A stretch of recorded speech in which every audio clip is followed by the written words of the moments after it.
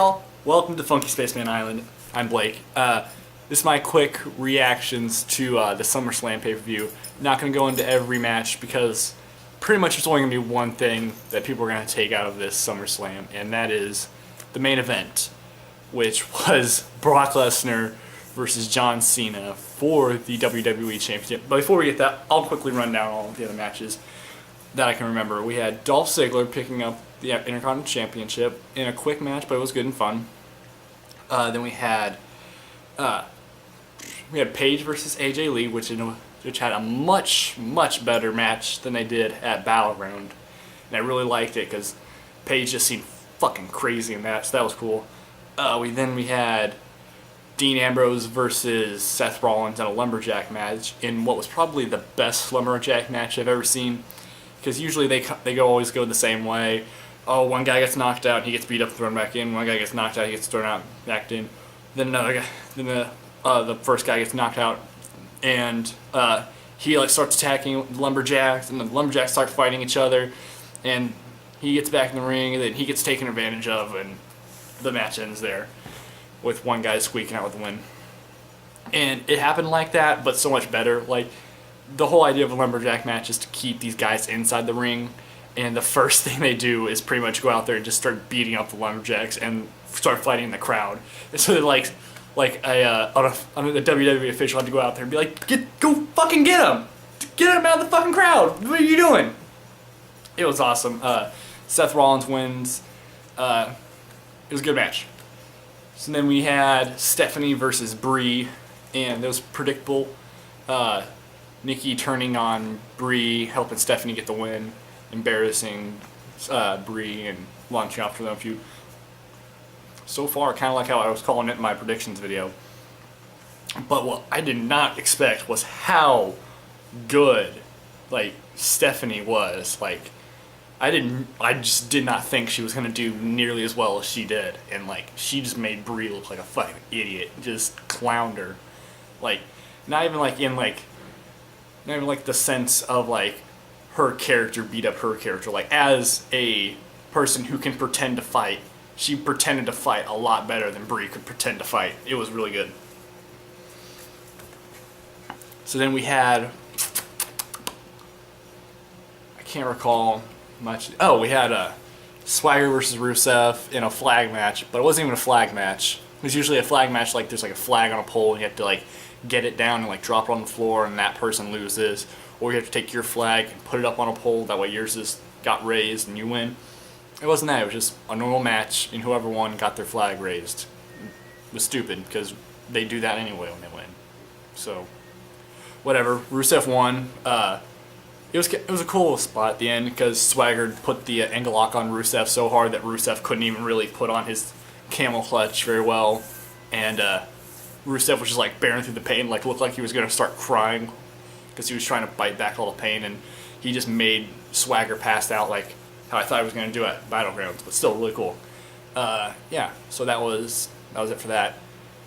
And then we had Roman Reigns versus Roman Reigns versus Randy Orton. My bad. And pretty poopy match. Roman Reigns got the victory, kind of like how I thought I was going to, and that was about it. Just kind of won.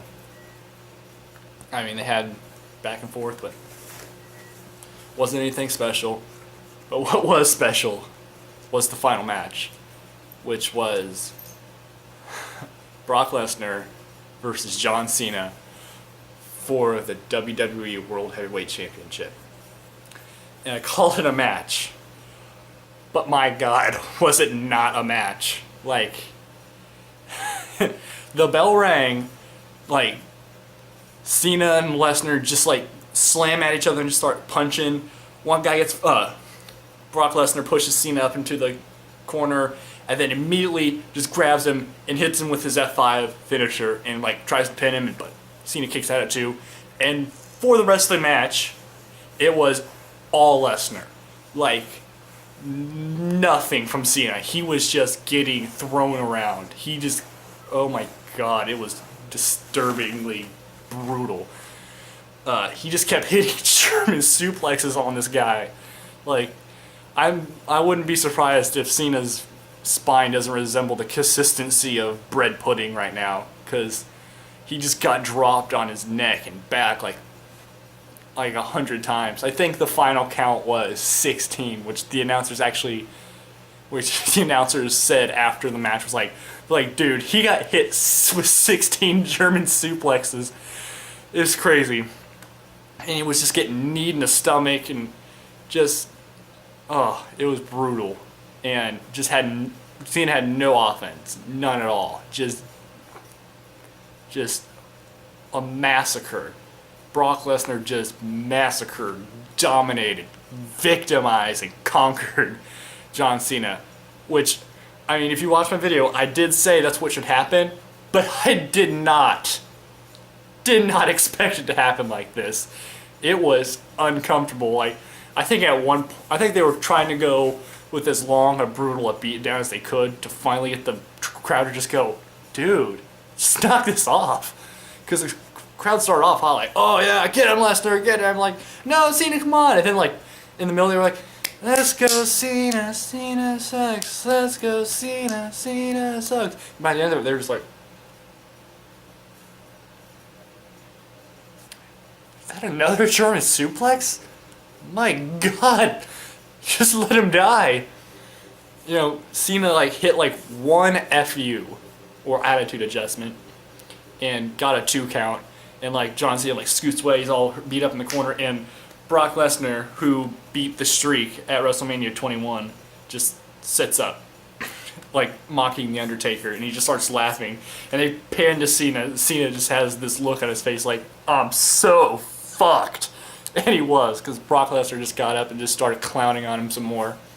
And then Cena locked in STF at one point, and Brock Lesnar just rolls out of it, just gets on top of it, just punches him like fucking a caveman beating down a tiger, and then just puts him down out of his misery with an F5 and wins. Me describing it sounds like maybe they had some kind of back and forth. No. It was 10 minutes of John Cena just getting the shit beat out of him. And even that, you're like I can't describe how odd that is, because it's Cena. Cena is Superman in the WWE. Cena is the top guy in the company. He is for 10 years, he has been the dude. They have not made anybody look as good as he does. Like, they call him Super Cena for a reason. And this is fucking Doomsday just coming in and destroying this guy. It was, the only thing I can compare that to was the finish to Brock Lesnar versus The Undertaker at WrestleMania 30, which was like that's something I can't even describe either. Like, me just saying Brock Lesnar beat the streak of a 21-0, and then Brock Lesnar, beat it, so it made him 21-1. Like, I can't even describe that. Like, you see Brock Lesnar, you see The Undertaker, like, yeah, Undertaker's old. Like, it's The Undertaker. He doesn't lose at WrestleMania. And it's Brock Lesnar. He lost his first match against John Cena. He had to, get his win back against Triple H. Like, he won one, then he lost one, then he won another one. So it's like, there's no way he's gonna win. Like, there's no way. No one thought for a second. It was just like, there's no way that Brock Lesnar can beat The Undertaker. And, Undertaker's matches at WrestleMania have become kind of I wouldn't say predictable, but they've followed the same kind of formula, to where it starts off back and forth, and then one guy will hit The Undertaker with his finisher, and you're just like, it's going to take more than one finisher to take down The Undertaker. And it does, so he'll kick out. So then The Undertaker hit a choke slam, and you'll just be like, well, that's not the end of it either, because he didn't hit his tombstone. And the guy kicks out. So then, it does that again. Like, maybe maybe he'll get hit with another finisher, and you're like, oh, he's going to kick out. And then Undertaker hits tombstone, you're like, oh, this might do it. But no, he's going to kick out. Like, you just know this is how it's going to happen. This is how it has happened for the past 5 years. So, if I may use a prop, imagine this is my friend sitting with me watching wrestling, and we're watching WrestleMania, and I'm like, I see Brock Lesnar hit his second F5. I'm just like, there's no way that Brock Lesnar is going to beat The Undertaker at WrestleMania. And as I'm saying that, it's like F5, and I'm like, there's no way that Brock Lesnar can beat Ding, ding, ding. And it's silence. Throughout the entire arena. 70,000 people are just sitting there like,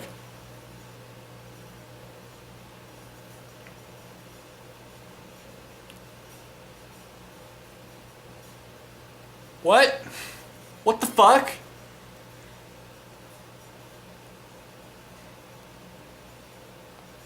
Did he...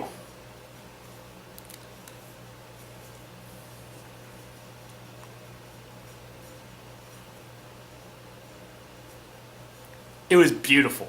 I mean, if the WWE knew that was going to happen, kudos. Because, my God, that was amazing. And this match was awful. It was not a match. It was Brock Lesnar just victimizing John Cena. Like he said he was going to. Like I said he should have. But he walked out with the belts. He didn't let Seth Rollins cash in or something like that. No, he won resoundingly. To put it in the words of Michael Cole himself, it wasn't even close. They usually go, "Oh, it was a hard-fought match. He put in all his effort, but he just couldn't pull it out." No, they go, "That was like the announcer's like, Jesus, God, that wasn't even close." They even had like censored the announcers because they just like Bradshaw goes, "Jesus Christ." And like you just heard him say Jesus and like the sound cuts out for a minute. It was just